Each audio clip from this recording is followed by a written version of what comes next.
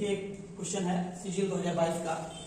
एक व्यक्ति के वेतन में 50% की कमी की गई और बाद में 50% की वृद्धि की और फिर 100% की वृद्धि हुई, उसे कितने परसेंट का लाभ या हानि होता है?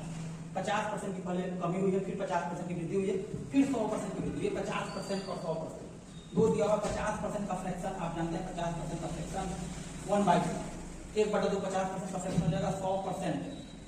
100% का फ्रैक्शन आप 1/1 लिख सकते हैं।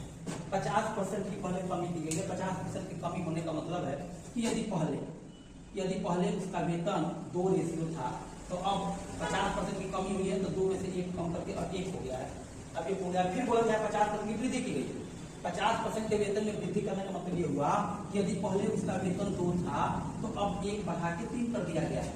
अब वेतन इसका 3 हो गया है। फिर आगे बोला गया सवाल में कि फिर 100% की वृद्धि हुई है।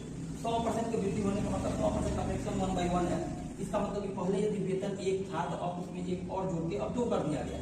तो ये आ गया आपका पहले वाला को हम गुना कर लेते हैं, ये पहले का हो जाएगा और ये अब नया वाला कितना हो जाएगा ये आपको बता देना है। आप देखें तो क्रॉस में ये 2 से 2 कैंसिल हो जाएगा। ये 2 एकम 2 हम गुना कर लेते हैं और ये 3 एकम 3 हो गया। इसका मतलब यदि पहले वेतन उसका 2 रेशियो था तो अब 3 हो गया, 2 से 3 हो गया। इसका मतलब है कि वृद्धि हुई है। वृद्धि हुई है तो हानि वाला ऑप्शन तो होगा नहीं, हानि वाला ऑप्शन नहीं होगा, लाभ वाला होगा।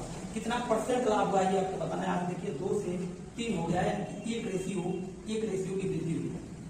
1 रेशियो की वृद्धि हुई है, 2 से 3 हो गया, 2 से 3 हो गया, 2 से वृद्धि हुई है तो 1/2 50% होता है। 1/2 यानी 50%, तो 50% भी लाभ हुआ है। 50% का लाभ ऑप्शन नंबर बी बिल्कुल सही है।